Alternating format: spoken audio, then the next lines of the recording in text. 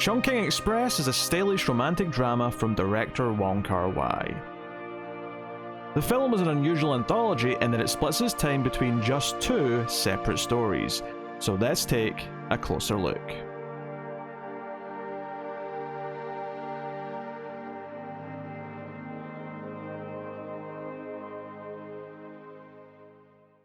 Greetings everyone, this is Collector's Cut, the collection. I am Peter, and joining me, as always, is David.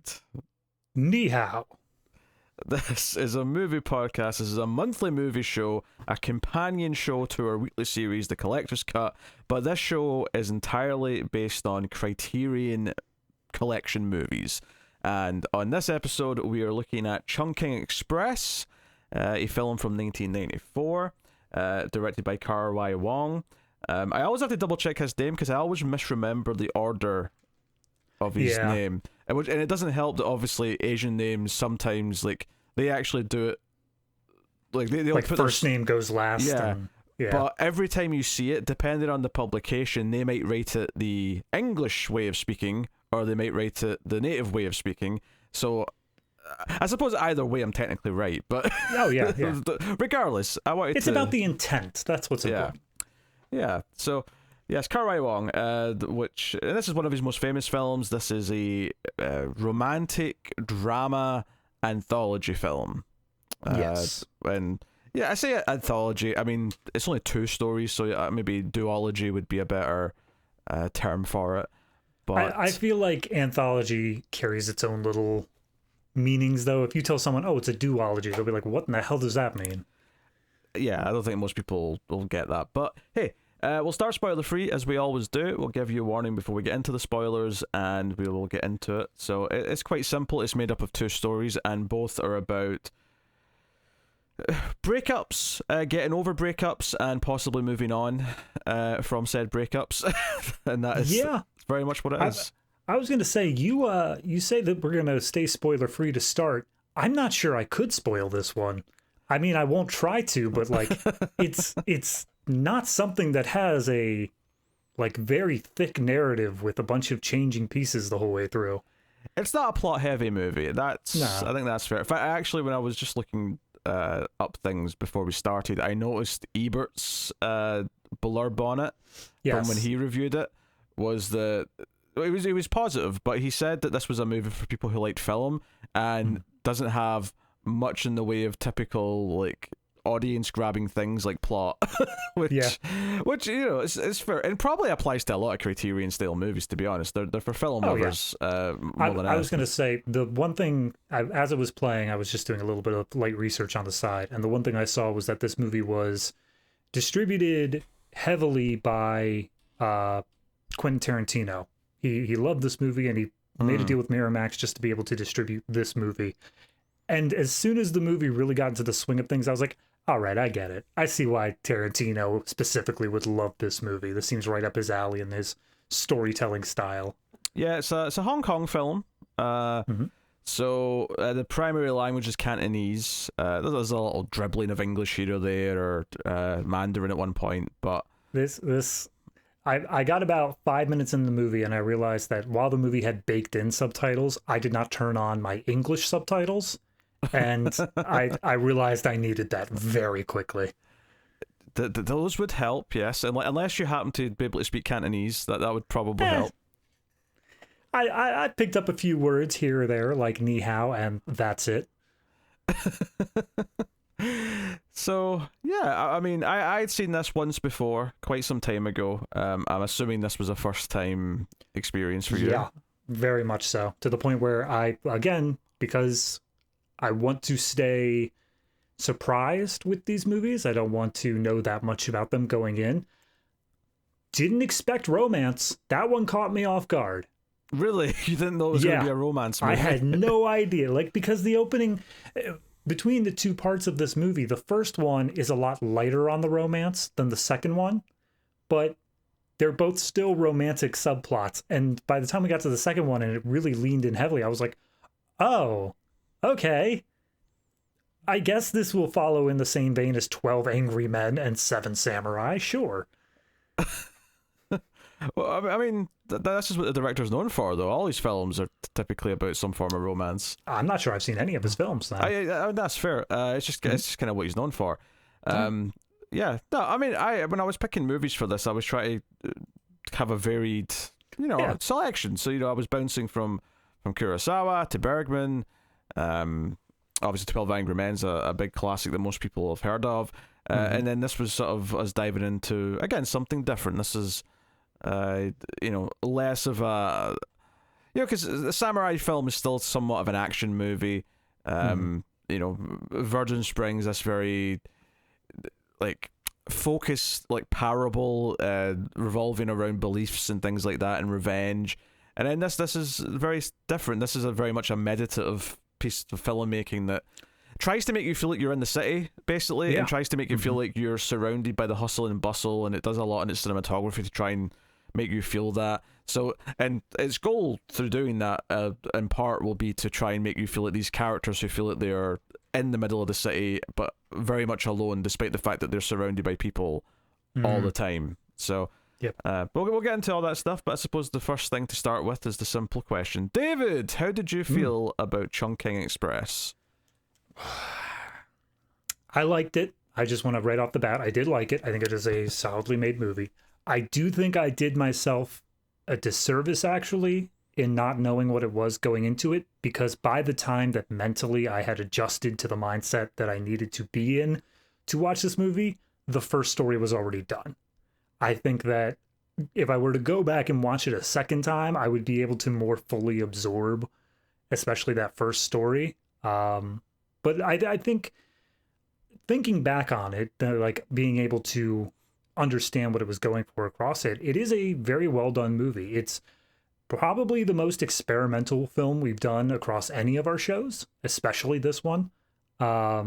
It's the most modern out of all the Criterion films we've done, and it's got this different feel to it, and that's why I say experimental. It's not something where it's like, an LSD dream the whole time, but it's got this tone and tries different things that a lot of modern cinema doesn't, and I think it does a good job of pulling it off.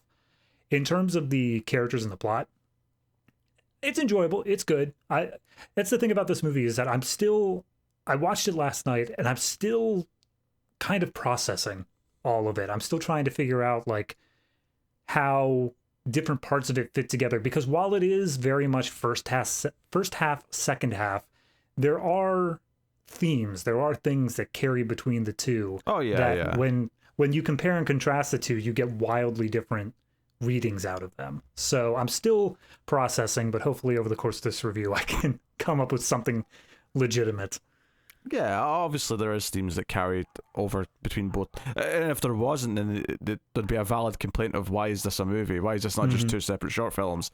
But I like it quite a bit. I think it's out of the films I've seen from Wong, it's the one that stuck out in my mind the most, because it does have such a sense of style, like right from the get-go. It uses this kind of, I can't even call it slow motion, because it's not slow motion. It's a low frame rate. Yeah, it's like a low frame rate, ultra motion blur kind of thing, where there's people running through, but you get all these streaks of light, right? That's the thing. It makes you feel like you're in this hustle and bustle of the city, and right away it sets you in this mood. And so much of the cinematography in this is about making you feel like you're in this situation, and just things that end up being touchstones of the whole movie. Like there's a takeaway fast food place that is effectively it's the epicenter of this movie. If I ever trusted a fast food place with this much of my life, I would seriously question everything that I do in the day-to-day. Yeah, and I've always just kind of assumed that place is called Chungking Express. I know the title, it's a two-part thing. Chungking's named after a building the director grew up in, and then Express is a fast food place, or like a food stand in the city, which I think is actually Midnight Express. So I'm assuming that this place in the movie's called the Chungking Express, but they never actually say that out loud. You never see and if maybe there is a sign, but I can't read it because it's not in English. No, I'm not sure.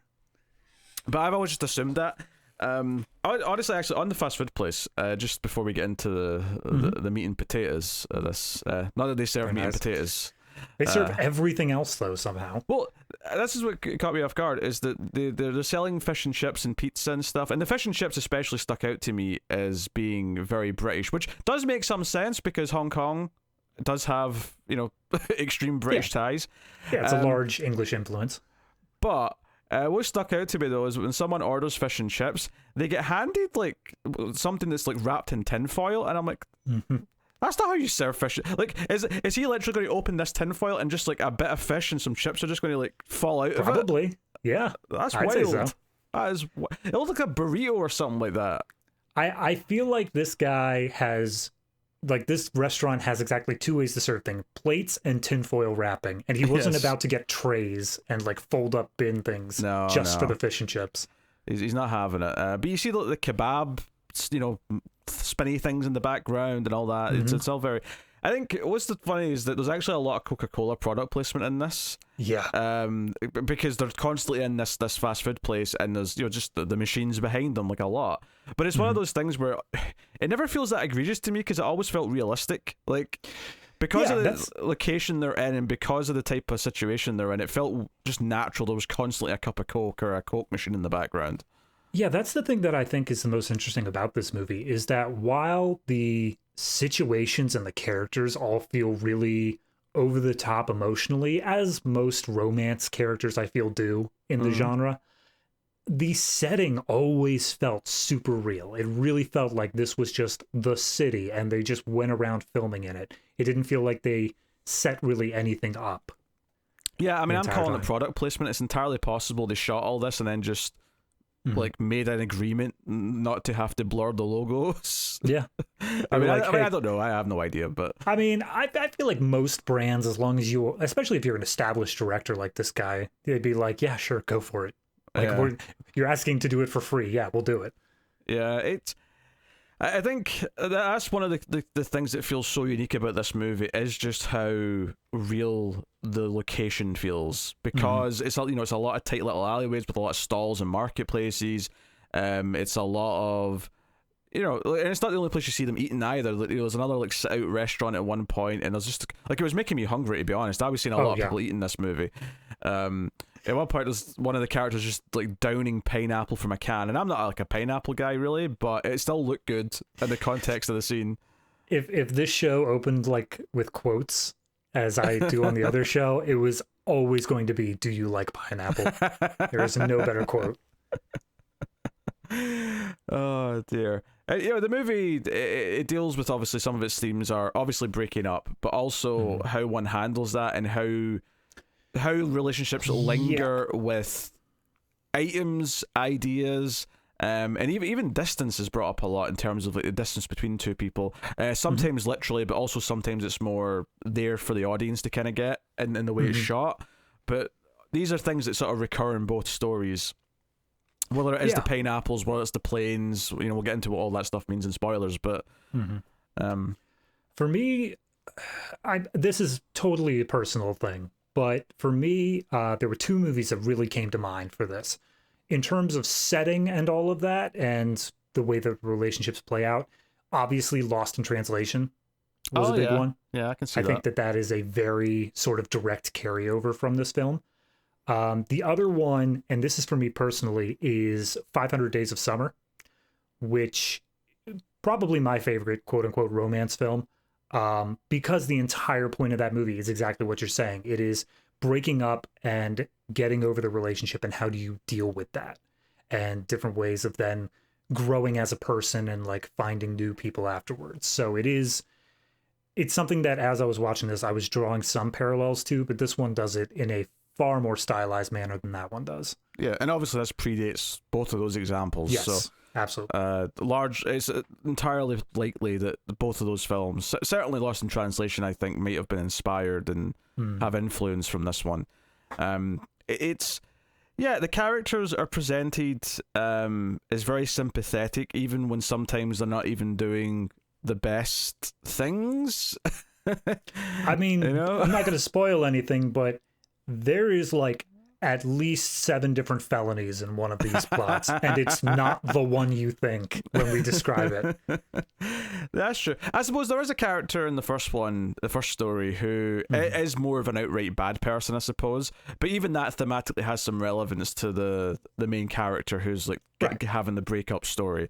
Because I think both of them are kind of like they're presenting different ways that someone can manage a breakup or move on, or what they need to actually be able to move on.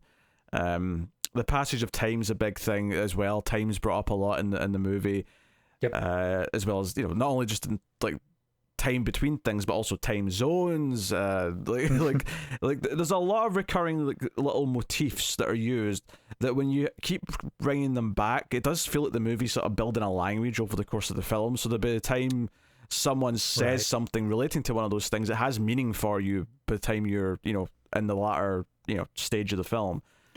So I do think this is a perfect time to bring up this movie's soundtrack. Oh yeah. How you feeling about that? Because I personally enjoyed each individual song of this soundtrack. And I want to make clear to the audience that there are a few songs here like California Dreamin' and Dreams by the Cranberries. Good songs. I enjoy them. But they each play no less than 6 times in this movie. Over and over and over. And I feel like if I didn't enjoy those songs, this movie would drive me insane. I have no issues with the soundtrack. I think, all right, especially California Dreaming, because that's very much like an in plot. Like there's reasons why it keeps coming back up again, and it relates to one of the characters, so it's used as a device. I actually really like the very dramatic music that's in it's played a couple of times during the first story, which almost might set you up for it being something that isn't just a romance movie. You might think, oh, this is going to be a darker film with suspense. It's had set like noir saxophone to it. But it does this job of setting a tone and kind of it's almost like it eases you into what the movie is by sort of starting off with this sort of more exciting, like seemingly exciting plot about like a criminal. And then, that's not really what the first story is about anyway. It's just kind of part of it. But although I never even thought of this when I was watching it, but technically that character, in a manner of speaking, is also going through a breakup. Not in a romantic sense. She's going through a separation with something she cares about. Yes. A separation from a business partner, shall we say. Perfect. And when you get to the second story, and it's the characters are a little bit more down to earth, a little bit more normal, and even though yes, some decisions made and some of the things that start happening are very much out of the ordinary. Yep. There is, I will say people react well to it when the time comes. That's all. I never did research into this, but I do wonder if this is one of the earlier uses, the earlier appearances of the trope of the manic pixie dream girl, of the girl who's just so quirky and cute and crazy that like you just fall for her for whatever reason. Oh, I don't know. Because that is definitely, when it comes down to the second plot, that is definitely what this girl is. She is so just in her own little world and separate from everything else. Yeah. Although notably, she's the one who falls for the guy first. True. Absolutely. Yep. There's no doubt in that's the sequence of events. So yeah, the first story is about who is commonly the woman is referred to Blondie typically because of the blonde wig she's got. I am so glad we're going with just that name. You're welcome. And then we do get a name for the guy in the first story, but like the cop in the second story is referred to as Cop 663, and the cop in the first story is Cop 223. So I guess 223 and 663 is what we're doing. Although that said, the actor in the second story is Tony Leung, who is actually a very famous actor. So yep, he was the only person I recognized in this whole movie. Yeah, this is obviously a relatively young Tony Leung as well, because obviously he's been on to do a lot of stuff, mostly in Hong Kong or China, but he has had some roles in American movies as well later in his career. Faye, who's the woman in the second story, she is played by Faye Wong. who I don't know, but I'm kind of gonna guess, just because they gave her a real name, that she's probably either a pop star as well or something else. Yeah, she's a pop star. Yeah, this was her. There was a vibe. I got a vibe. She was actually the one who was singing the cover of the Cranberries song throughout this movie, because it was done in Mandarin or Cantonese, whichever one. Yeah, California Dreamin' wasn't, though. That was just the regular English version. Yep. By the Eagles? The Mamas and the Papas. Is it? Okay. I'll take your word for it. I have like 4 different articles up here. I'm cross-referencing everything. They do Hotel California. That's where I'm mixing the things up. You have, as it comes to California, you got 3 options: Mama and the Papas, the Eagles, or any song by the Red Hot Chili Peppers. Well, they have 2. They've got Californication and Danny California that I can think of. Maybe there's others, but those are the 2 famous ones that I could think off the top of my head. So yeah, honestly, it's kind of weird to talk about this without just getting into all the details. So it may be time just to dive in and go for it.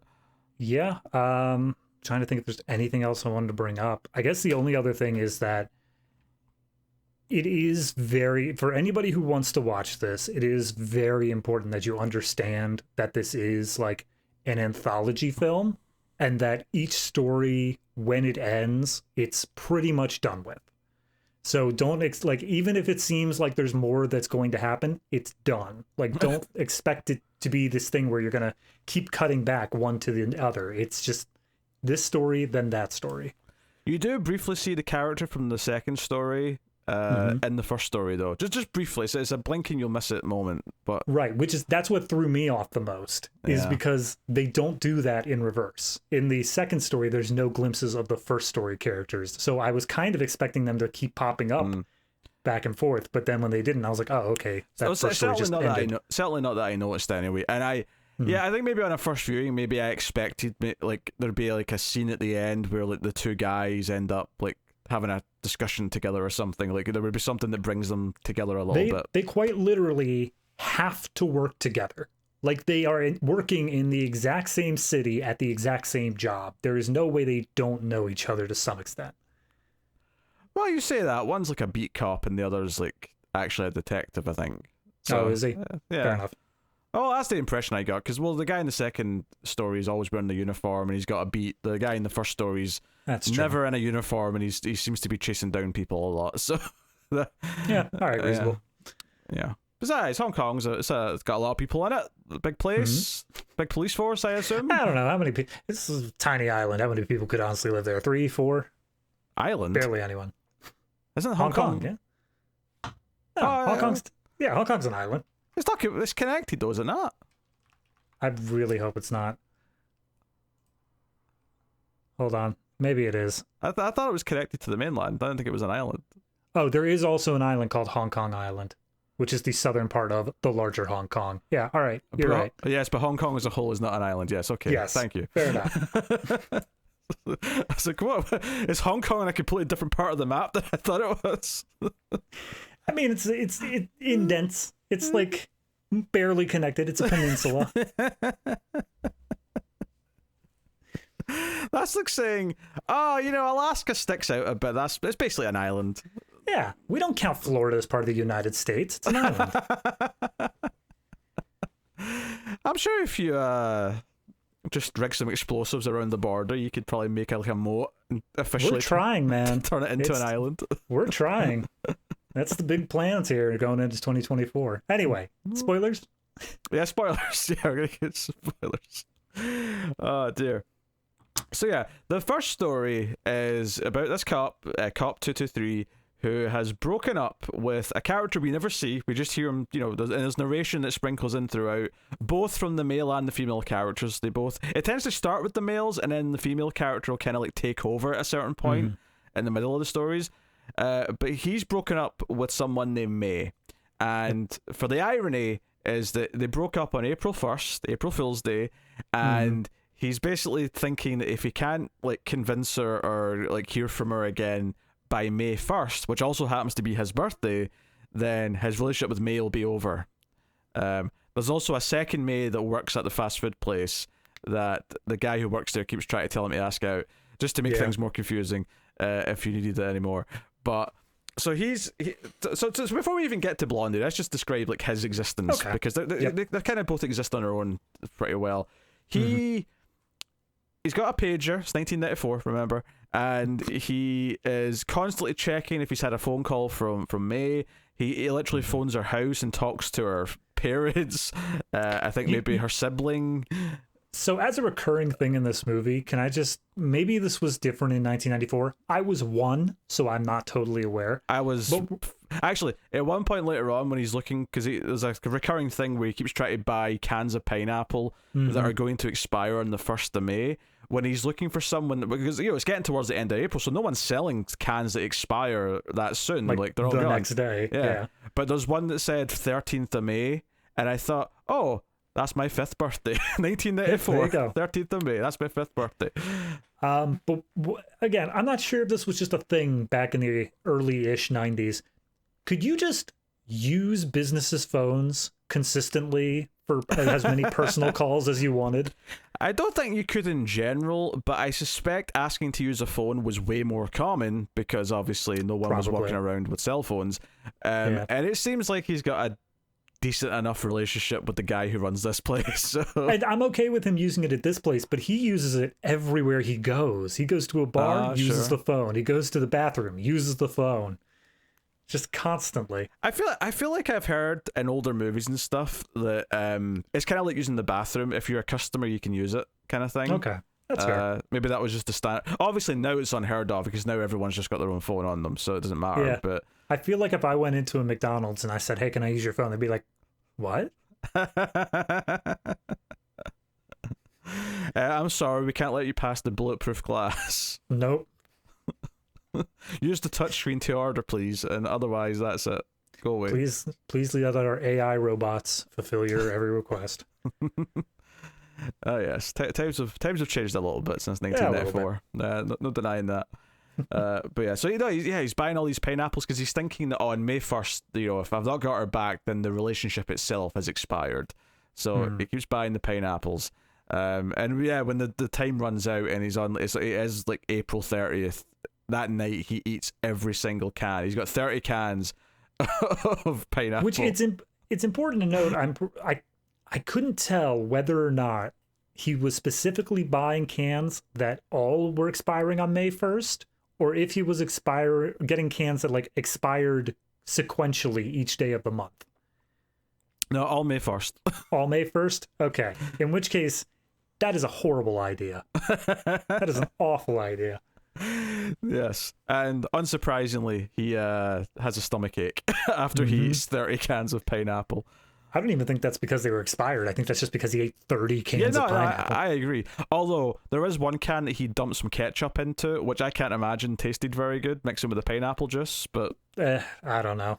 Different flavors for different cultures. It might be a normal thing. I don't think it's a culture thing. I think it's just that he already had 20 cans of pineapple, so he's trying to spice things up as best he can. Yeah, probably. He microwaved one of them. He put one in a fryer, just seeing what he could do.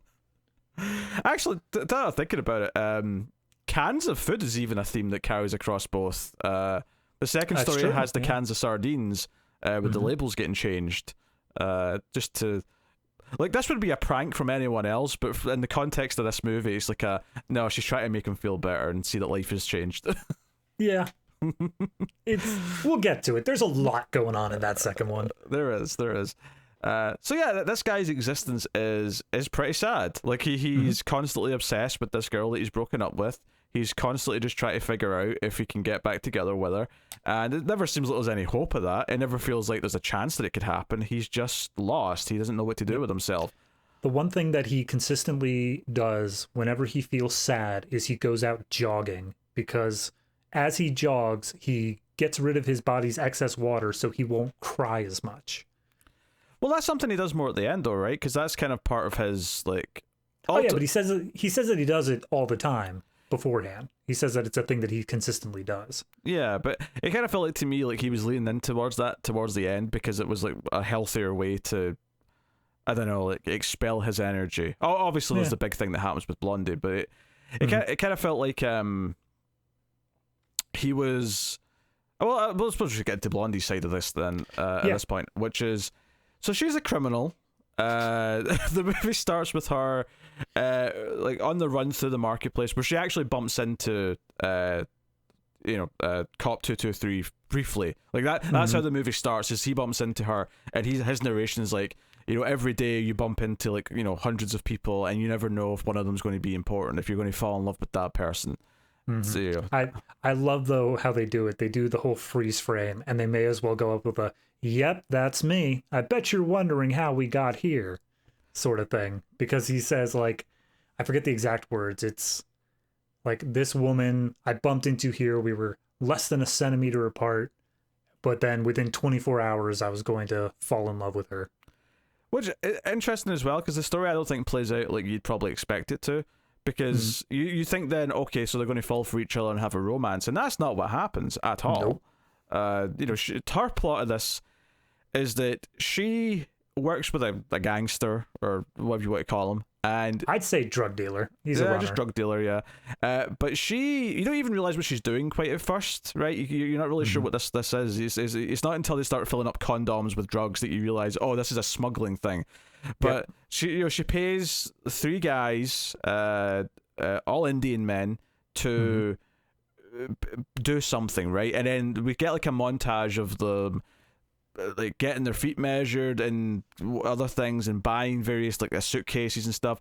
And effectively what it turns out to be is that they're going to make them look presentable, because they're all like kind of like, I don't know, poor guys who are desperate for money. Yeah. But they're going to turn them into all business looking men. One of them's got like a small child, and it's going to be like, hey, you'll never suspect that they're smuggling drugs. So we're going to fill their shoes with drugs. They're going to put it up their ass. They're going to do all these things. And so there's a big montage, which apparently in the original theatrical cut, some of this was trimmed out. This is expanded a bit upon, and it wasn't that much later it was expanded upon. It was when he did the international release. Wong came in and just sort of added a few snippets back in, and I think that's seen as like his preferred version of the film. I mean, I don't know how much was really cut out of it. I do think that if it were the first, because it did feel like it took a really long time to get to it, to get us to understand what was going on with her. But I do think that works in a sense that she is very mysterious as a character. Like Absolutely, we said, we don't even get a name for her, and she is constantly throughout this movie not only wearing a obviously fake blonde wig, but also sunglasses the whole time. So we never really feel like, as a character, we are allowed close to her.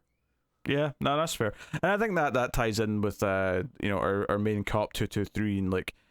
She's mysterious to him. She's an idea to him, but she's never really a person to him. No. And that's kind of the part of the point. It's the mystique of her and the allure of her. And so what happens here is that these 3 Indian men disappear. They seemingly take the drugs and run. They seemingly run away from wherever they were meant to arrive, and she goes looking for them. And we get like a bit of a sequence of her hunting them down. She actually, in her most drastic moment, she goes to like another Indian man who like runs a little store and demands, because hey, one of them's your friend, like where are they? And he's like, I don't know. And when he goes back to like get something out the back of the store, she just grabs his daughter, like his 8-year-old daughter, and just takes her away and kidnaps her. And she leaves him a phone call saying, if you don't tell me in an hour like where your friends are, you'll never see your daughter again. And then but it does this thing where the camera just reveals that after she makes that threat on the phone, that the kid's just sitting in an ice cream shop just stuffing her face with ice cream. Oh yeah, she's treating the kid great, because this was all either she was going to get the information she needed, or she was going to leave the kid with him, because it was all just the threat of it, trying to get the info out if he knew it. Yeah, because the ending of it is not that he has an answer, it's that he doesn't have an answer, and she's like, this guy wouldn't let his kid go if he actually had an answer to give me, so he just doesn't know, and that's just what it is. It's the sort of thing of threatening someone with a gun. Like, even if you don't intend to pull the trigger, it's just that threat hanging over it that's going to get them to either spill, or for a fact that they are telling the truth. Not that she's against shooting people. When some gangsters come after her, she does take them out. And her story ultimately ends with her taking out our drug dealer I don't even know if they were romantically involved. I think he clearly maybe wanted it to be, because he makes this other woman put on a blonde wig and pretend to be her.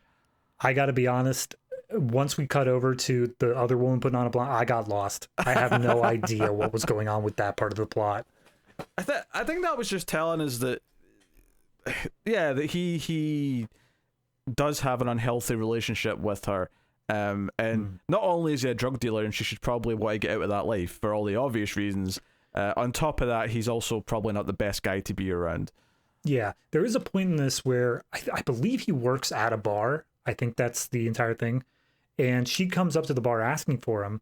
And this woman there says, oh, he's not here, but he left this for you. And she hands over, I think a can of fish or something like that.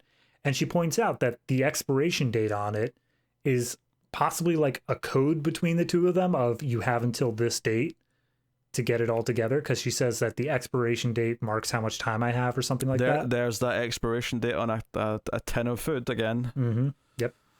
Yeah, running theme. Now, I assumed he owned the bar rather than worked at it, but yeah. Yeah, possibly. Yeah. Yeah, so all that's going on, and she's kind of on the run, and it's just as our main man, 223, is feeling sick because he ate too many pineapples. Mm-hmm. He goes to a bar, and that's where she also ends up being. So they just sort of bump into each other, and he decides... I was going to say, I find it great that he sits there, he's feeling sorry for himself, and then he just looks up and he's like, you know what? To get over May, I'm going to fall in love with the next woman who walks in. And then, of course... That's when Blondie walks in. And she wants nothing to do with him. He comes up and tries to... And he's very innocent about it, but he's like, oh, do you like pineapple? He asked, do you like pineapple in 4 different languages, just to be sure that he's speaking the one she speaks. And she's basically, she's not interested, to go sit somewhere else, that kind of thing. But he just keeps trying to make friends and talk to her, and he's never really imposing or creepy about it. He clearly does just feel kind of sad and lonely, and he's just like, hey, what type of men do you like? Maybe you like me. You don't know. Yeah. I've got tons of pineapple. Come on. Not anymore. He doesn't. No. Although he did get that big box of expired goods from the store. For free, so Lord only knows how much was in there. Yeah, so when he's asking for the pineapple earlier on, and it's a day before that date, he's like, dude, we don't sell out-of-date goods. It's a store. We're not allowed to. And he just hands him this box of stuff that's getting thrown out. He's like, hey, you can have all these out-of-date stuff, all yours, on the house. So they're getting thrown out anyway. And he's sitting on the street looking through them. A homeless guy walks up, and he's like, hey, do you want some mackerel? And the homeless guy's like, the stuff's expired. No. Yeah. But she does drink a lot, and they end up in a room together, hotel room. Not for anything kinky, just she just rests. She literally just goes to sleep. And he spends the night awake, watching TV, eating tons of room service, which is his stomach obviously felt better at this point, because he was downing all sorts of food from the room service. And it's just this kind of lonely, disconnected experience of her lying there asleep. And he does some nice things for her. He takes off her shoes because her feet will swell. He even cleans her shoes because, a pretty woman should have nice shoes or clean shoes. And he does all these little things, but ultimately it's this one-sided experience that, when he goes out running, and we're getting towards the end of the story here, when he goes out running the next morning, he makes the choice to leave his pager behind, and there's that great shallow depth of field shot of the pager just sticking on the fence, and it beeps though, and he runs back and looks at it, and when he phones and asks for his messages, which by the way his password is Undying Love, just to add to the a little extra thing of he's a hopeless romantic, not the cute hopeless romantic, he's actually a hopeless romantic. And the message, because he mentioned that it was his birthday to her, is from Blondie. It's just a message saying happy birthday. And it's basically the happy ending he needed was just someone to basically she felt enough of a connection that this guy made sure she was safe, tucked her in, never did anything bad, and she gave him a happy birthday as a thank you, and that was enough to kind of help lift his spirits effectively. And we kind of leave the story in this hopeful place where he's not got someone else, he's not found a new relationship, but maybe he's going to be okay. That's kind of the vibe I get at the end of the story. One scene that we kind of just brushed over because it really does build on just how much he's desperate for this sort of connection. Yeah. Is that on the night of, he goes to the shop and he talks to the guy basically saying, hey, is the other May here? Can I take her out for drinks? And he's like, no, you waited too long. She's out on a date with some other guy. And so he proceeds to hog this guy's phone and call every single woman he has ever met in his life. Yeah, because it gets to like the fourth one, and he's like, "Hey, we sat next to each other in like fourth grade. Do you fancy having a drink?"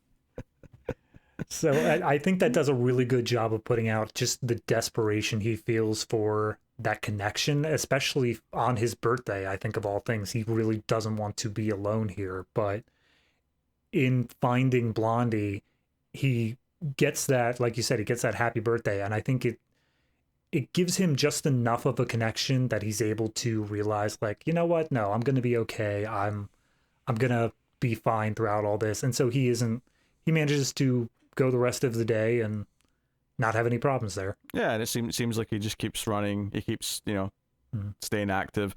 And it's the sort of thing where he got just kind of maybe what he didn't realize, but what he needed from someone, and likewise Blondie got an act of kindness from someone else. So, I think the idea that she needed like an act of kindness from someone who was this hopelessly innocent and romantic, because that's the sort of person that doesn't seem to be in her life at all. It's all gangsters and drug dealers and nefarious people. So she got this tiny little act of kindness from him, and then proceeded to shoot a man in an alley as he's feeding tiny kittens. I mean, it's the creepy man who's Yeah, no, I get it. But it's definitely a shock to the system after the last scene. Yeah, I mean, he dealt with his breakup in a healthy way ultimately and is moving on, whereas her breakup has to be very, very final because he will keep coming for her if she does not. Yeah. So I guess, okay, well, that's an interesting posit, is that the breakup happened between 223 and May, and he keeps on calling her home to the point where he's like calling and pretending that he's calling for the parents and stuff like that rather than for her. So obviously that breakup was not as clean cut and solid as it should have been. Do you think there's some compare and contrast with how she quote unquote cleanly ends the relationship with her drug dealer? Yeah, I would maybe even flip it as well and say that there's maybe some contrast. And if you think of the drug dealer as being the one who won't let her get away, in the same way that our main character is desperately trying not to let May get away, and I don't know, ultimately it comes back to bite him, effectively. Eventually it's going to force her to like make a more dramatic, like clean break, and in a real sense that's maybe more of like an argument, or like, you never call me again, like, you're officially on stalker status, or something like that. Whereas in the case of these characters, because they're in this other world of crime and murder and stuff, it's no, she's going to shoot him and kill him. So yeah, like I think it's an interesting type of breakup to kind of throw in here as a comparison to the others in some ways because of that. That's the thing. I would say there are 4 plots in this movie. There are 4 characters, 2 male, 2 female.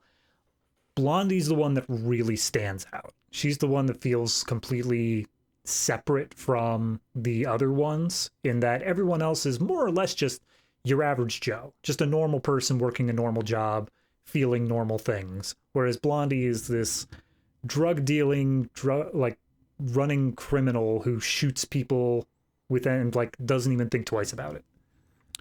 Yeah, I mean, I think maybe it's again the idea of drawing you in with her more fantastical story, because it's a movie, but it's like that's kind of easing you in, because so much of this is like, especially with romance, especially you heighten things from reality to, it's like you were saying earlier, all of the actions that these characters take is a little bit over the top for the real world, but it works in the context of a romantic movie. And that's kind of like, because okay, we're going to actually take the feelings and turn them up and make them literal, or we're going to turn them up and do the things that people in real life dream about doing when they want to make a big gesture, but it would be too scary to do it, or in some cases illegal to do it. Yeah. So I think there's some interesting, I opened this by saying this was a meditative film. I really do think it is. I think it's a film just to make you think about relationships and make you think about feelings and how to, live with them, for sure. basically. One thing with Blondie I did want to bring up, though, saying that she is this sort of different character in this other world than what the other ones run in, is that apparently during production, this was actually going to be 3 different stories. Oh. And during production, the director decided to limit it down to 2 because the movie just felt complete with only those 2. And the 3rd story was actually expanded upon and adapted into his next film, Fallen Angels, which, for anyone who's not familiar with, apparently follows the life of a hitman who's trying to get out of the business. So I wonder if that 3rd story had stayed in, whether that would feel more thematically linked with this sort of crime aspect to it. Yeah, that's interesting. It would make it a bit more even between the 2 worlds versus, because then you'd have, depending on who his love interest would be in that 3rd story, you might have 3 characters who are more normal and 3 characters who are more in the crime world kind of thing. Yeah. Especially with 2 of the characters being cops, I feel like that would also balance it out pretty evenly there between law and order. Yeah, I can see that. And part of the point there might just be that, this is something that affects everyone. It doesn't matter what world you're in. We all have these feelings. We all have these needs for intimacy and connections, and loneliness knows no discrimination. Yep. You look this. It's just started thundering extremely hard outside my good room. Fun. Yeah. Well, I think next time we do a Wong film, then it's probably going to be Fallen Angels, then, just as a natural follow-up. It's fair. Yeah. As long as it's inside the criterion. No, I assume it is. I'm pretty sure it is. Yeah. No, I really like the first story. If anything, if I have a critique about the film as far as pacing goes, it's just that it's almost a little weird that the first story is about 40 minutes and then the second one's an hour. Because the second one does feel a bit long because you're kind of like set up to like expect a certain runtime. Because I think the first time I watched this, I probably did think there was going to be 3 stories, because when the first one ended at around the 40-minute mark, I thought, there's an hour left. That sounds like 2 30-minute stories to me. Yeah, you expect the longer first story, the shorter middle story, and then the last story being close to the same length as the first. Yeah. But instead, no, it's like an hour-long story where there's a transition here where we see that Faye started working at the fast food place. We'll say the Chungking Express, even if it's not confirmed. And she's working there, and our main guy 223 bumps into her, and it freeze frames again, and he says, you never know who you're going to bump into, and in 70 hours or whatever it is, she's going to fall in love with someone else, and that's kind of our lead in to the second story, which so Tony Leung's character, Cop 663, who comes by this place every day to buy the chef salad. And I don't know specifically what that is. No idea. Yeah. I don't know if that's a standard thing, or if it's just a case of like each place has its own special that's a chef salad. But from what I'm looking at here, it looks like it's just the chef has a bunch of leftover salad bits and he just mixes it together into a chef salad. Sounds. Also, boiled eggs are in it. Okay. Not for me. I'm not an egg person, but fair enough. But yeah, he buys that every day for his girlfriend. So that's a little different in this story, is that seemingly the relationship is still a thing ongoing at the start. Yeah. And the guy who works at the place is like, hey, why don't you get that every day for her? Like, why don't you try something? Why not try her with some fish and chips? But buy both and give her the choice. And all I could think was, it's not that expensive. You hustler. You're just making this guy buy 2 meals when. Although I was thinking, like, do you never eat yourself? Like, why are you always only getting one thing for her? Like, yeah, like get yourself something as well. As it turns out, she doesn't like the chef salad either. He's getting something for himself, and she just goes hungry. Yes, but. So he's like, okay, I'll try the fish and chips. And he comes back and like, yeah, fish and chips, you want that? And he's like, why not try her with some pizza? And all I could think was, okay, has this woman never tried any food? Because these feel like fairly basic food items that she's not seemingly tried.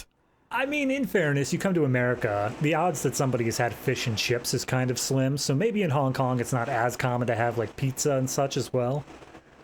Oh, fish and chips I'll give you is more British, but pizza?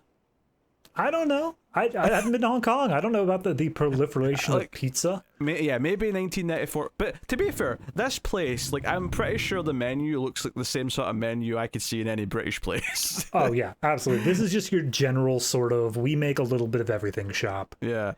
So, but anyway, yeah, he keeps hustling them to buy more meals. And then it turns out that her developing a taste for trying new things has also made her want to try new men. so he's been dumped. I don't think that's exactly what happens. So from the perspective of the guy, we get that he was on a flight, and he says like, oh, everyone has that fantasy of being able to flirt with the stewardess and seduce her, and he actually managed to pull it off. He actually managed to get one of the flight attendants and come home with her, and they got into a bit of a relationship. They were living for a while, and then because of her job, she had to fly away, and during one of the times where she was back in town, she basically came to the conclusion of it's not going to work, and she gave back her key to the guy at the restaurant because the cop was not there that day. Yeah, she comes in. There's a little montage at one point showing you them being happy and intimate, like in his place, and he's like playing with all these little model planes. And I wasn't sure if this was something he had already because he was into planes, or is it just because he's dating someone who works at an airline? It's gotta be that he's just dating her.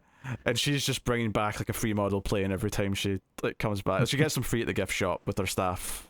It feels like the sort of thing where if he had like a young child or something like that, it would be toys for the child, but instead it's just for him, and he's the one playing around with them all the time. He's got a giant. Was it a Garfield? He had a giant stuffed Garfield looking. Yeah, in the he has a corner giant polar bear as well. Like, he's got a lot of childish things in his house. He's a big kid, apparently. Yep. He doesn't act at any of the time. It's just he just has these things. They're just there.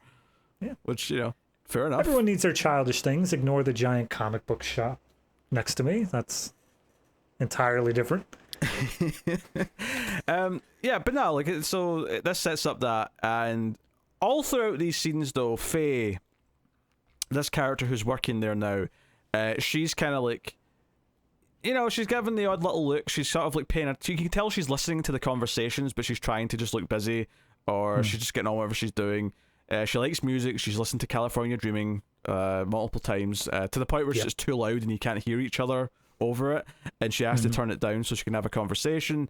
But it's all kind of bubbling up, and when the cop does come back in and like, hey, your girlfriend or ex-girlfriend left this letter here for you, which, by the way, actually, before we move on, right, I know what you're gonna say. So after she hands this in and says, hey, can you give this to him next time he's in, it cuts to a close-up of like the envelope over some steam, and I thought, oh, this is Faye because she's got a crush on him. She's opening the letter to read it, and then the camera pulls back and it's the guy who owns the place, and then it cuts to like the other guys in the back who work there all reading the letter, and then the cleaner's reading the letter. Faye's the last one to read. I thought she'd be the one reading it because she cares about him. She has respect for his boundaries that is immediately thrown away over the next few scenes. I'll tell you this, I will never trust any fast food place with my personal items ever. You know what? I'm going back to my McDonald's and I'm getting my safety deposit box back. I just don't trust them.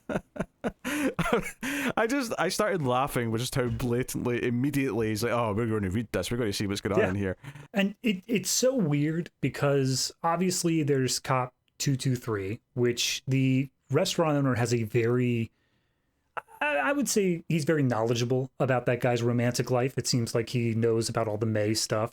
And then he's also very knowledgeable about this guy's Cop 663's romantic life as well.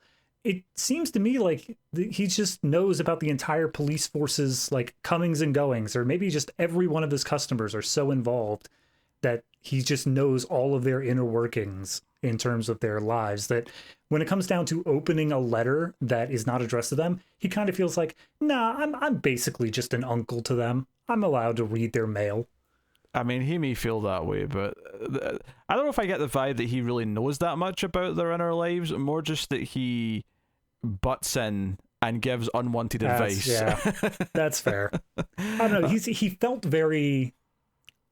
He felt kind. He didn't feel like he was doing it for any malicious reasons. He felt like he was doing it as a genuine kindness, and that the cops were appreciative of it.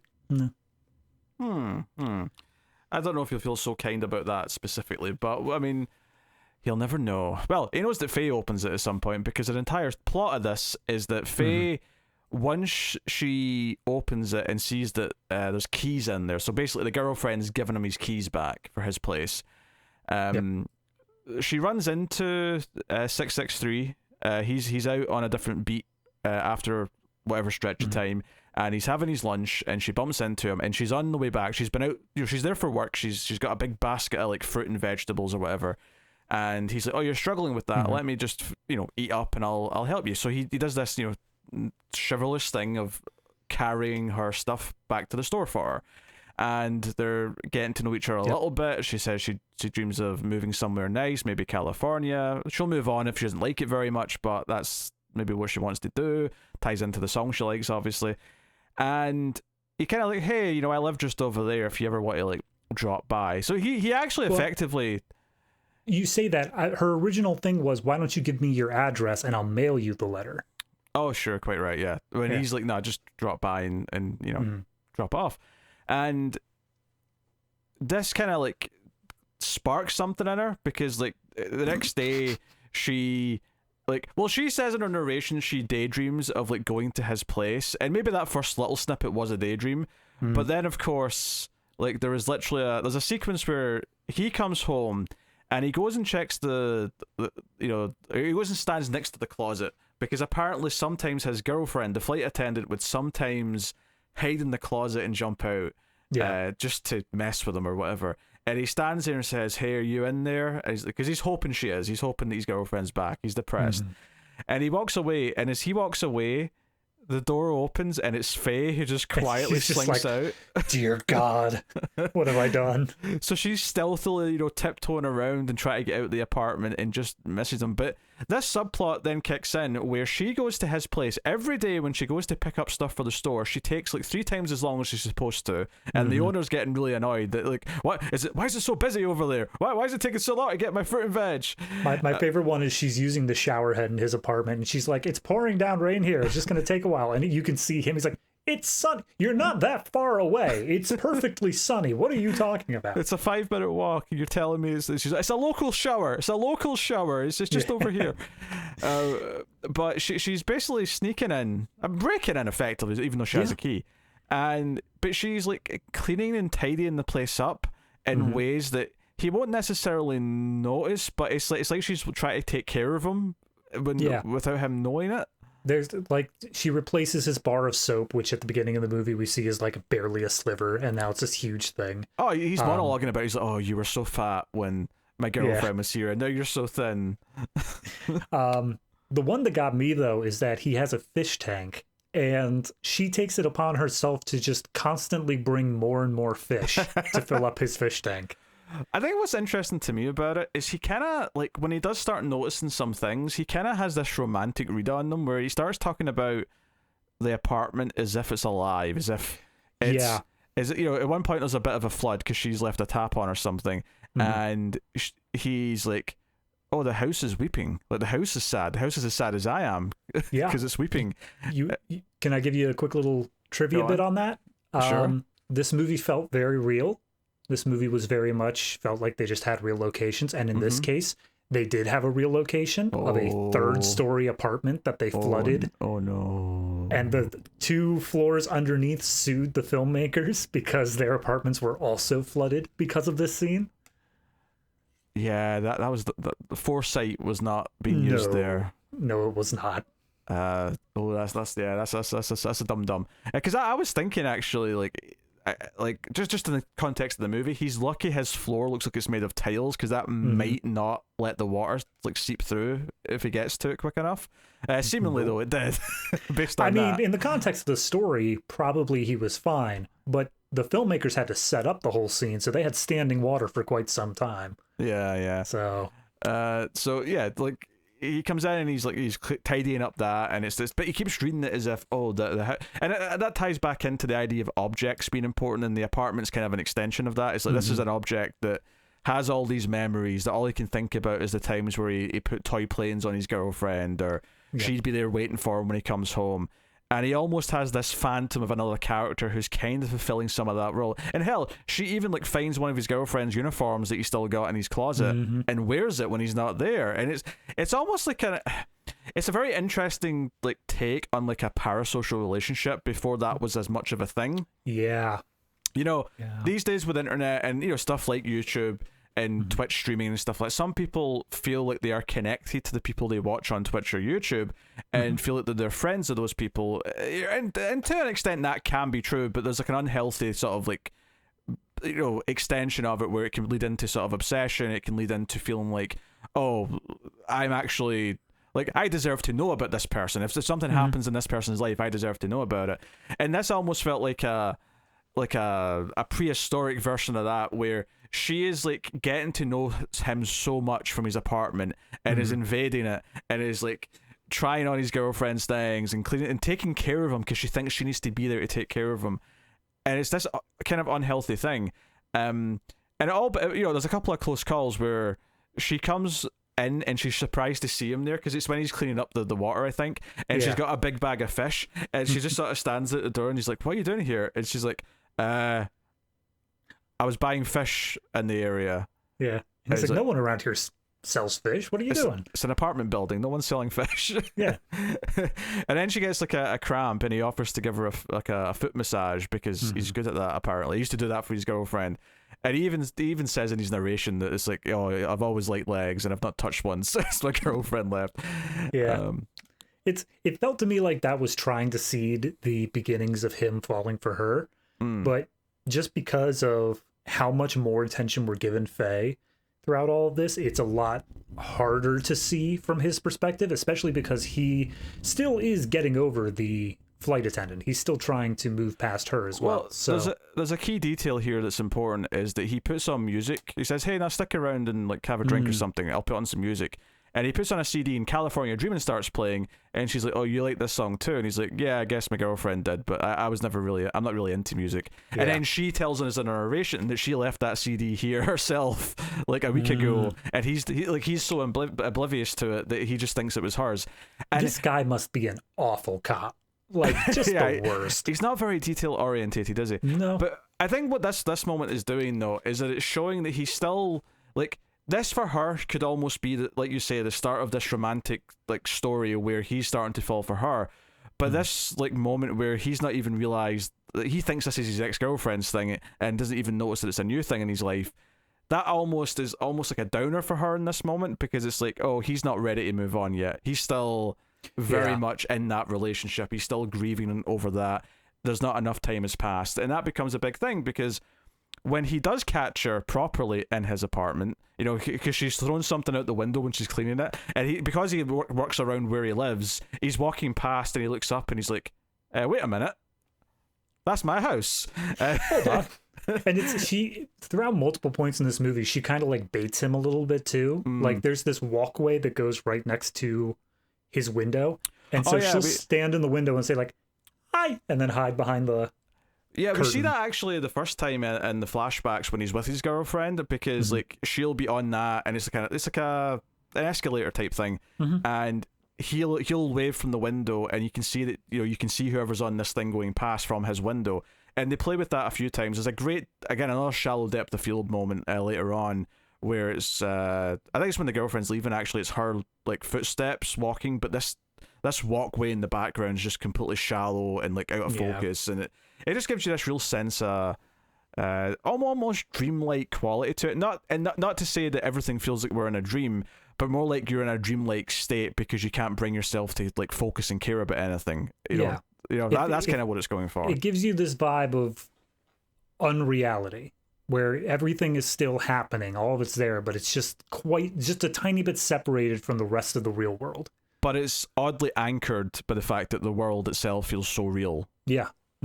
So it's a really interesting like pairing of like the cinematography style and the actual locations and how it's looking. Because if I've not emphasized it enough, I feel weird to even call it set design when it feels like it is mostly location work. But it feels like everything is so well done, and how it's the shooting style, where they're shooting, how they're shooting it, all of that. Like that stuff is, I mean, that's the star of the film. I would say more than anything else is the filmmaking. It goes back to the Lost in Translation bit, where I think that a lot of the biggest moments of that are the locations they go to and the places that they have these moments. Like, yes, the moments are a big deal within themselves, but they hit so much harder because they're taking place in like this Japanese karaoke bar or whatever else place. It's these very striking images.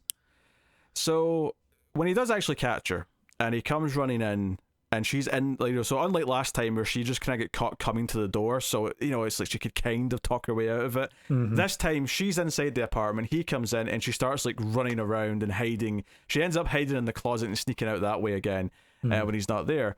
And you're like, okay, how's he going to react to this? But obviously she's starting to, and you could almost like take the entire story here as like a visual, or you know how that way, like when someone realizes to start to like someone, it's like almost like they've wormed their way into your brain and you just start thinking about them gradually. You could almost read her sort of like slowly just getting into his life in a way that he didn't notice as a metaphor for that.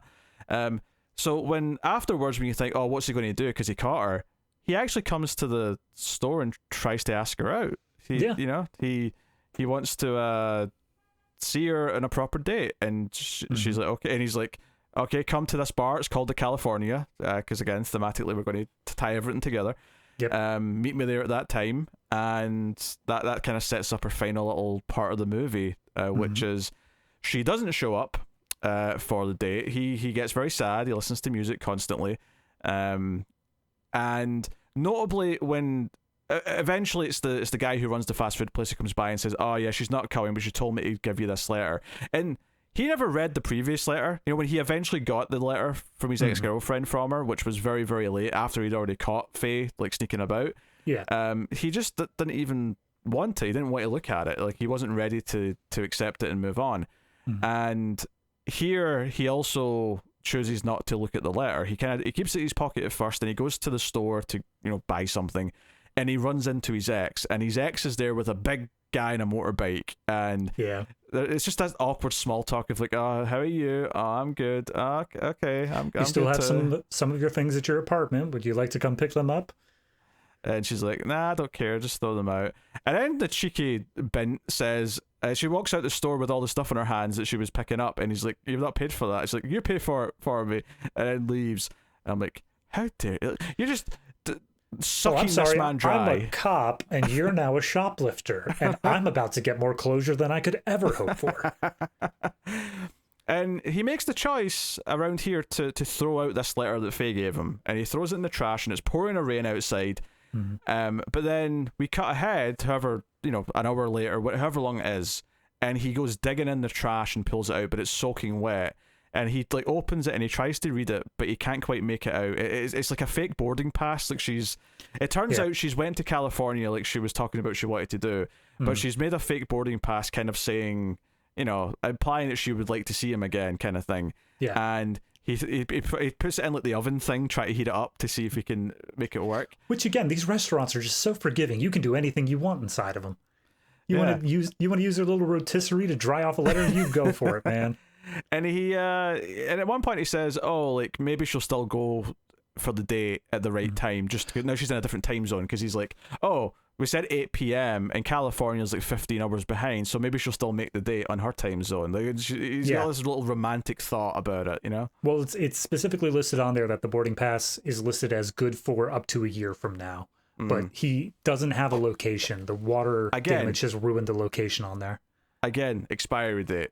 Yes. That's another theme that keeps recurring. Same as well, we never even talked about the tins of food and how she swapped all the labels on one tins of sardines to these other types of sardines with different sauce. And there is a moment when he's starting to get over things where he's eating the sardines and he's like, even the sardines are starting to taste different. Like, life is really turning around. I do think it is an interesting idea of when you're in...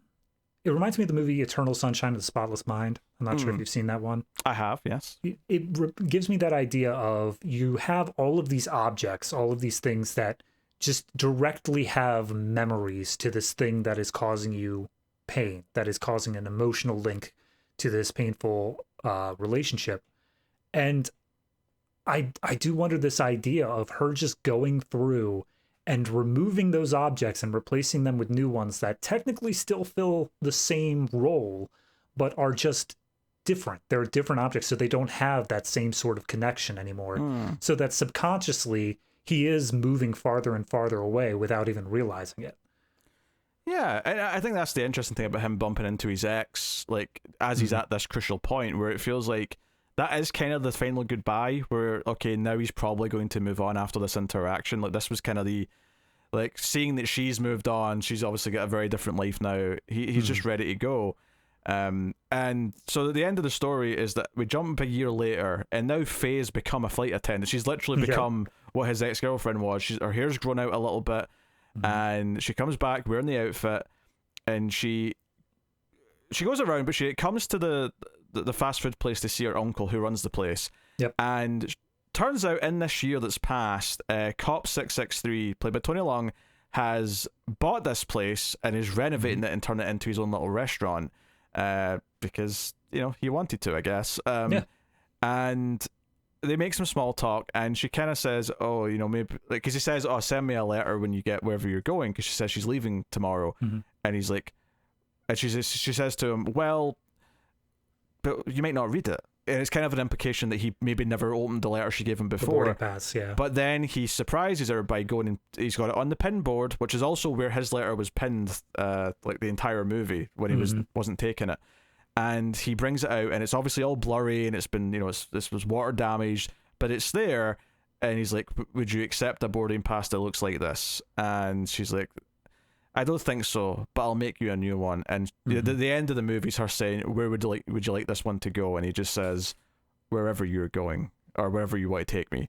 Smash cut, credits, Dreams by Cranberries. Which is obviously a more hopeful ending. It's saying that after this year have passed, like, they're both in a place, like, oh, maybe they can have a relationship now. Yeah, and that's the part with Faye that we kind of glossed over, is that it's not that she didn't show up for the date. She showed up early. That's true, yeah. She showed up early, and she... Yeah, but in the scene, we think she's not shown up. It's not until after. It's before she comes and sees him at the end where she says, oh no, I did go. I went there early and left before he showed up. Yeah. And the whole thing was that she basically came to this realization of, like, you know what, I don't want to be tied down here. I don't want to waste my life here. And she goes off to California the way she always dreamed of doing.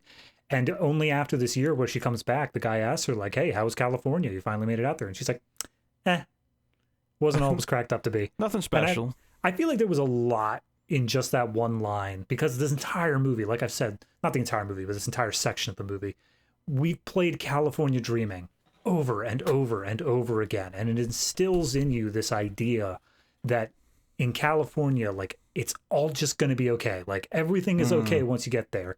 And finally she gets there and she finds out, like, no.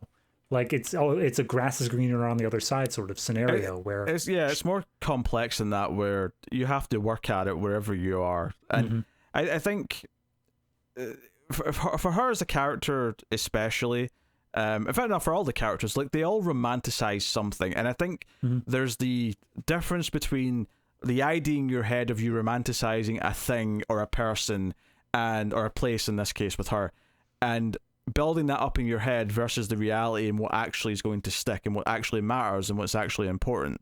You know, ultimately the pineapples were never important to the first story, but they were important because he put meaning in them, because he gave them meaning, because he couldn't get over the person he actually cared about. Here, you know, she put all this thought into California, and ultimately, you know what, it was this idea in my head that it wasn't quite what it was. And maybe this year, like, the reason why she ultimately chickened out, if you want to call it that, of the date at the time is because, well, she's put a lot of romanticizing into who this guy is, and maybe it won't work out, and maybe he's, you know, wanting this for the wrong reasons. But a year later, it feels like, you know what, they've both moved on. They've had times to, like, become disappointed by other things. He's doing this new thing in his life. She's got this new job. Maybe now it is just a case of, oh, we can just be two people who complement each other now, as opposed to this, like, fantasy of the other person that they're building up in their mind. And again, that can be a person, can be a place, can be an object even. And that's really what I got out of it by the time you got to the second half. And I think that it's more so that this second half is so much more of a quote unquote straight romantic story compared to the first half, is where I really started being able to think about these themes and dissecting them and figuring out, okay, well, if the first half was like really if you just ignore the crime aspect of it, which does have its own place to play, but if you ignore the crime aspect of it and just focus on the romantic subplot, how does that one compare with everything that was said in the second half as well? And like you said, all these themes that bridge the two keep coming up in this idea of like expiration dates and moving on and putting romantic value on just objects or ideas rather than on the people themselves. So I do think that this second half is critical towards really bringing in the theme of the entire movie overall. Because if you just watch that first half, I don't think it is on its own a very good romance story. It's only once you bring in the larger ideals that it really shines with what it is. It's not a good romance story, but it's a very good story about someone trying to get over a breakup or refusing to get over a breakup. Is a better way to put it. And I think the whole expiration date thing as well. It was a simple little like neat thing there, but it's just like the idea of if the relationship's over, it's out of it's past its expiration date, so it's not safe to use. So clinging to something. Like, that's what the shop owner side guy says to him. He's like, no one wants out of date stuff. We can't sell out of date things. You have to get something that's fresh. And that kind of applies to his relationships. He's just not ready to move on yet, obviously. Yeah. I think one of the characters specifically says everything has an expiration date, even relationships and such like that. And it sounds, because of the way he says it, it has this very like dour sort of melancholy feel to it. This idea of like, no, everything ends. It's always going to be sadness in the end. But by the time you get to the end, it realizes like, no, it's not that everything has an expiration date and like it's going to end. It means that when these things end, you have to be willing to move on. You can't just sit there and try to still make it work because it's just not going to. It is past its time. You need to find something new. And it comes up as a more hopeful message with that in mind.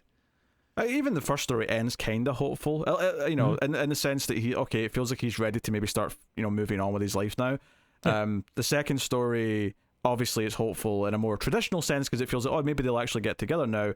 But it's very clear that in either story, there's no chance that Cop 223 and, May are going to get back together. In the second story, there's no chance that Cop 663 and his air hostess girlfriend are ever going to get back together again. Those never feel like they never even try to play that card of like, maybe they can win their girlfriends back. Right. It always feels hopeless. It always feels about accepting and moving on to what other things could be coming into your life next. Yeah. So, yeah. But I mean, I think the star for me is the cinematography. It's the mood of the film. It's all these things because it puts you in this, like I say, dreamlike state of, like, okay, you're in a real place, it feels very real, but to you in the moment, there's something you're focusing on, and that is all that matters to you. And that usually comes with romantic ideas and, like, the idea of, maybe obsession is a strong negative word, but you know what I mean, like, something you're passionate about that, the rest of the world might as well just be a blur, because that's all you care about. I think it does a really good job just within the first couple scenes of this, where it shows these days passing by just quickly cutting back to this wall calendar that automatically ticks over to midnight just every time, just tick, tick, tick. I think without those, the first plot could easily seem like it happened over the course of like a couple days, maybe, like not too long really, but this constantly cutting back to this wall calendar, it furthers that sort of dreamlike quality where it's a completely just out of place item. It's not like the characters are walking past it. It's not like they've ever even seen it, but it signifies to you as the audience this little thing of, no, here we're changing the day. It's an out of place object that gives it that dreamlike quality, but it's functional. It works towards getting this feeling on of time passing. And I think that it does a great job at that. Also, I have to unfortunately dispel some speculation. The manager is credited here as manager of Midnight Express, so it's straight up using the name of the place that it's based on. Yeah, okay. It's the Midnight Express, which is also a wrestling tag team from back in the day as well, funnily enough. I'm sure that was intentional. I don't know. Possibly. So I mean, it's weird to kind of consider these both as just one large movie in my mind. I understand that they function together. I understand that they come as this set, but they do feel just as two completely separate narratives with just the tiniest little bond between them. It feels more like that's the framing device is the thing that's really keeping them together, and they're just two totally separate stories. So I kind of feel weird kind of judging this as an entire singular piece, I guess is what I'm saying. Tough, you have to, because it's a movie. I know I have to, but I'm just curious how you come down on that. I mean, it's presented as such. Like, I do think there's a lot of motifs and thematic elements between the two that do make them feel like they belong together. And yeah, maybe having that third story, which, admittedly, given the third story turned into a full feature-length film on its own, it would be a very long movie to have them all be together. But maybe that would make it feel a bit more balanced. Because something about having 3 feels like an anthology. Having 2 feels weird in a sense. But no, I mean, I think the performances are very good. I would say that as well. I think there's it never feels, you know, I never feel acting in this. I always feel, you know, like they feel like people. They feel like people having awkward moments, feeling nervous, feeling scared. I feel like, and maybe this helps almost that I'm not from, you know, one, I've never been in Hong Kong, but I'm certainly not from Hong Kong. Right. Is that it does feel like I'm in this different location, as much as it's recognizable because it's just like a bunch of things that you get anywhere else. There is kind of an energy to it and a vibe to it that does feel unique to its location, and it feels, you know, like I'm in this other world, and I think it's really good at making me feel like that. So it's familiar yet different, like going anywhere that's a different country is. I think the best part in terms of location is that it really, I can't think of a single shot in this entire movie that feels like it's just a tourism bit, you know? It doesn't feel like they're ever doing the shot where it's like, look how beautiful Hong Kong is. It's like, no, we're in the back alleys. We're in these crowded ass areas where like people can barely walk, and we see these tiny little apartments that are flooding and whatnot. It doesn't feel glorified, but it feels real. Feels authentic, yeah. Yeah. And yeah, never. You know, I don't even ever think it does like a wide shot of just the city's establishing shot. Nah. It chooses to never do that, and probably quite consciously. With all of those quote unquote time lapses that they do with the frame rate changing and such like that, it feels like that would be the sort of thing where, I mean, I've seen that in plenty of movies where they set it up on like a New York street and they show the cars just flying by with all this motion blur and whatnot, but it's doing it with the city as a whole. Whereas all of these shots, when they do it, it's focused on the crowd moving by. It's focused on the bodies, and you're just trained on the single location. It feels like it's more about the people than it is the place. Yeah, and there's also an element in both stories. We mentioned how the males in both stories are cops, but obviously you literally have a cop and a criminal in the first story. But even the second story, to an extent, she is breaking into his apartment, so she kind of becomes a criminal. Yeah, absolutely. Yeah. Obviously, it's not as severe as whatever as the first character, but it's still criminal activity. So there is this idea of someone doing something wrong that ultimately helps the person who, you know, in a traditional sense is a good person, moving on to, you know, and helping them out in some way. So maybe there's also an element of like that comfort in like connection coming from an unlikely source, you know, a source that you would never expect it from. That maybe even also feels like a running thing throughout both these stories. Again, I can imagine Fallen Angels maybe having that as well, depending on who the other character is, along with the hitman. I mean, it just says something about a girlfriend or something like that. Again, if we're going to do it, I'm trying not to read too much into it. Yeah, that's fine. No, we'll get to it. We'll get to it. But okay, I suppose then we are ratings for Chungking Express. What are you giving it? So if I have to do both, I think I'm going to come down to an 8.5. It's very good. I don't think it is quite as good as the previous 4 films we've done on this show. Each of those has this sort of timelessness to them. It has this sort of feeling where they always have this ability to slot in no matter what. I think this one does feel a bit more of its era, as we were saying, with like, you could just walk in and use anybody's phones. but the themes that they talk about, the ideas that they cover, are very timeless. But the biggest thing is obviously just the way it's shot and the way it's told, the dreamlike quality, the experimental nature of it. It does a great job of getting these ideas that are really hard to put into a visual medium of longing and heartache and getting over someone, and it does it in a fantastic job. So while I do think it is probably the least impressive Criterion film, it is still a very impressive film overall. Well, that we've done on the show, I assume. That we've done on the show, yes. No, I have watched all 1,000 plus Criterion films, and this was the least impressive one. Yeah, they did release like Armageddon at one point on disc, so... Hey, I watched Armageddon and I didn't want to close my eyes. I didn't want to miss a thing.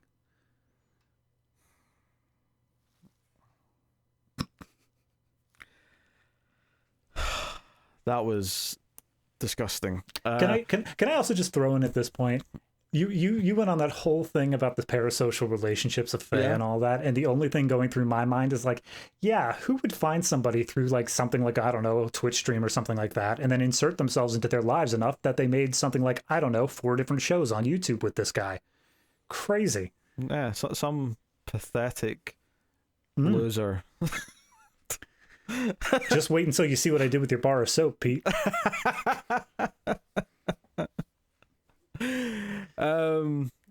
Yeah, so what number did you give it, sorry? I gave it an 8.5. 8.5, yeah. I actually think I come down the same number. I think 8.5 is about right for me. I think it is a great example of a mood film, of a mood piece, where you're getting into the characters' heads, and the actual story and what they're going through is very simple. But it's all in how it's executed. It's all in how the movie makes you feel as you're watching it. It's just about the right length. It doesn't overstay its welcome. It gets you into these characters' like emotional states and makes you feel what they're feeling in a way that a lot of films can only dream of doing. And it focuses on that solely. It doesn't go, it doesn't try to build some big plot on top of that. It just gives you that and makes you feel like them. So going back to that Ebert quote from the start, this is a movie for people who like filmmaking more than anyone else. Yeah, it's probably some true. I think you have to respect filmmaking and are open to just feeling what a movie's going to make you feel to get something out of this. It is not a movie with twists and turns and an in-depth plot or action scenes or anything like that. So yeah, which I mean you could say that for a lot of Criterion movies, but I think for this one specifically, it's a really good way to sum it up. Yeah, there's plenty of movies that are able to do this sort of experimental feel while still giving you a just easy enough to follow plot, a straightforward narrative. This one, while it's giving you the themes and all that, the narrative is a lot more abstract, and that is definitely not something for somebody who is only ever seeing things like Armageddon. Yes. I'm not saying that you can't enjoy this if you also enjoyed Armageddon, but no.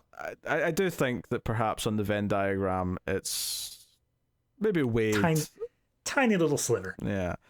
But no, it's very good. I picked this one out of the Wong films I'd seen to do of his first, just because I remembered it just being very striking. I remembered feeling something from it, and I felt it again watching it today. And I'm looking forward to checking out more of his stuff. So when we do come back to doing one of his films again, we'll check out what was maybe going to be the third story in Chungking Express as Fallen Angels. So there you go. That is Chungking Express. Real quick, I think we're both agreed this movie makes the cut, but is it a cut above? I'm happy to just say it makes the cut, I think. Yeah, I was going to agree. I think it's good, but comparing all the other things that have made the cut, it just doesn't quite feel on that level.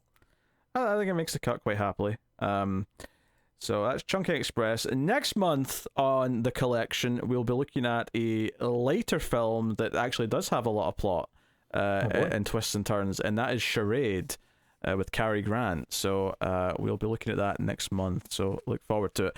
But of course, regular weekly show right now, doing a bunch of different things. Right now I think we're working to the Expendables franchise, which couldn't be more different from Chungking Express if it tried. Both movies have a guy getting shot. That is the extent of the comparisons I think you'll be able to make. Yeah. So yeah, hopefully you're enjoying that absurdity. But yeah, you can support all the content over at patreon.com/MailFuzzTV, and there's 2 bonus shows that you can get over there, both monthly. And one of them is at the $3 tier, and that is the bonus episode, which is simply just a movie that loosely ties into whatever the weekly show is doing. So in this case, we did Showdown in Little Tokyo, because that was a Dolph Lundgren film, which, you know, loosely ties into Expendables a little bit. Alternatively, you also get an extra bonus show at the $5 and up tiers, and that is the Extra Reels show, where we do a movie that's so bad it's hopefully good. We have done things in the past like Miami Connection, Dangerous Men. We've even done a Neil Breen movie. So there's about, I don't know, 8 of those by now, I think. Give or take. Which is the beauty of it, is when you sign up, you get obviously the back catalogue up until this point of these shows. So yeah, go if you're interested in that, check them out. And obviously there's bonuses for other movie shows that we do as well. So if you like streams and Ace as well as Collector's Cut, you get a whole bunch of things. But that is the show. So thank you very much for joining us. We always appreciate it. Keep watching movies. And I forgot to do this last month, so forgive me. But in the words of Martin Scorsese, this is cinema.